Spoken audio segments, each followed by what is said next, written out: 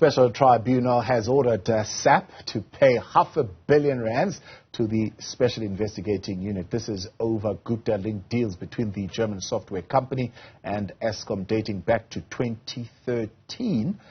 SIU spokesperson Kaizer Kganyago joins us for more on that. Kaizer, good to have you, and thank you very much for coming on. Corrupt Gupta-linked contracts at Eskom. Take us back. What contracts are we talking about here? Thank you very much, Thabo, and to your viewers.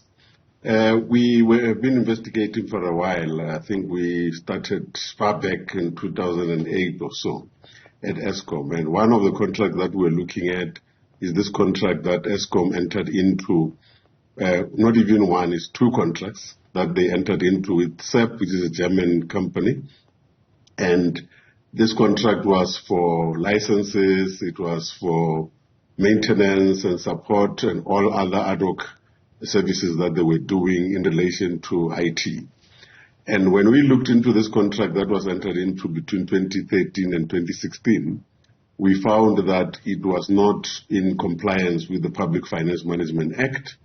And there was also the issue of the Gupta company that was used as a middleman. And therefore they had a contract, SAP had a contract with a company called CAD House, which is a Gupta-linked company. And those were the things that made us realize that there was something fishy. And when we delved deeper, we found that the processes were not followed, and then they incurred, that is Eskom in this regard, incurred fruitless and wasteful expenditure in respect to those agreements. So did Eskom pay any money? Yes, this contract was fair. What they paid is just below 1.1 billion rand that was paid to this company. The 1 billion, just over 1 billion was for the contract itself, and then they had what they called a cloud services contract, where they paid 21 million rand, and part of that amount went to this Gupta-linked company called CAD House. Yeah. And did they receive any services? I mean, the sales commission agreement with the CAD House, you're saying was worth just over 1 billion rand. Did they receive anything for that? Yeah, the sales commission might have been a little bit because it's just a part of that 1 billion. And the answer to your question is yes, they received services, they got licenses, and they used the licenses and so on. And that is why when we then entered into this and we took this matter to the Special Tribunal, there was this issue of saying the services were rendered, therefore we've got to subtract the things that they've done, and look at what was the profit, including what was paid to this Gupta-linked company, and that is why we ended up with this figure of 500 million. Even though at the beginning they wanted to offer us about 100 million rand, and they wanted to say, no, this is all we can give you. But our accountants had to look into this thing and crunch the numbers, and then we were able to prove to them that whatever they've made is much more than what they are offering us. So you're saying you were able to follow a trail where Eskom paid SAP, because SAP generally would be a company that would offer those type of services, but there was then money that immediately went from SAP to CAD. Yes. This contract was inclusive of this sales commission agreement, but the sales commission agreement was between SAP and this company. It wasn't Eskom and this company. Therefore, this company was sort of working as a middleman, brokering a deal between the Eskom and SAP. And therefore, that's when we came into the picture and we said, no, that cannot be. And we were able to prove the wrongdoings. And that is why ultimately they then had to agree, because what we are having here is not something that is much of a ruling. The ruling that we got was to set aside the contract. But then we were negotiating all this time with them from 100 million to ultimately 500 million that they now have agreed to pay.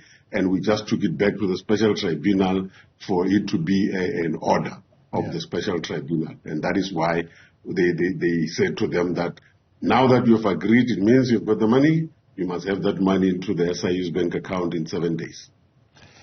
The challenge with this orders and so forth is that we talk of them as if, you know, these were things that happened automatically, and there are no individuals particularly that are attached to this. It's almost like SAP was just a company that was standing there and had a contract with Eskom and so on and so forth, and money was exchanged.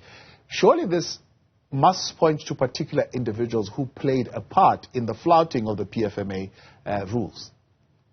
Definitely, there was that.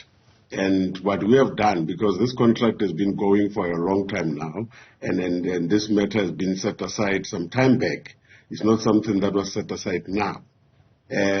But we've already referred this matter to the Eskom for the individuals that were involved to be disciplined, and that process is either happening or it has happened.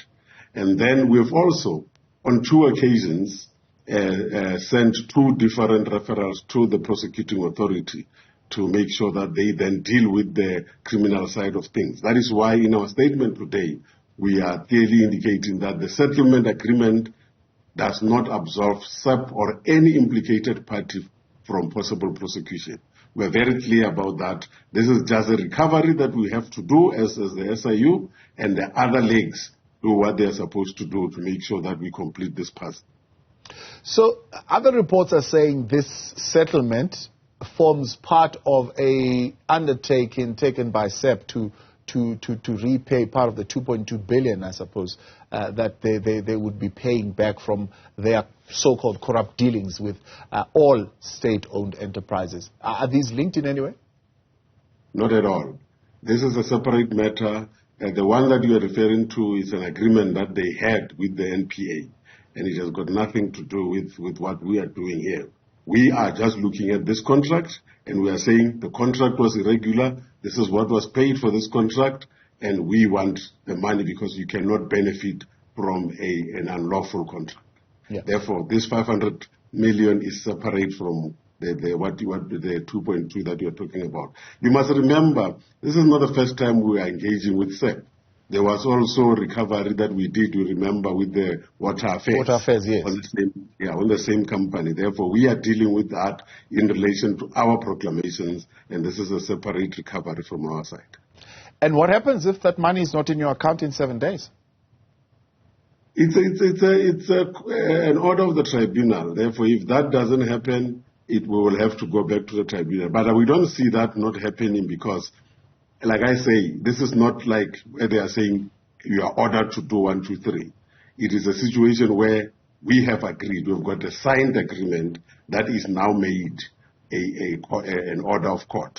Therefore, this means they have to pay this money or else it will be a debt against them.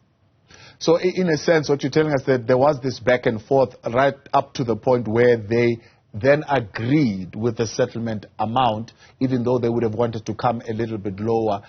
You managed with your own calculations to prove that they made much more out of this contract than what they were letting out.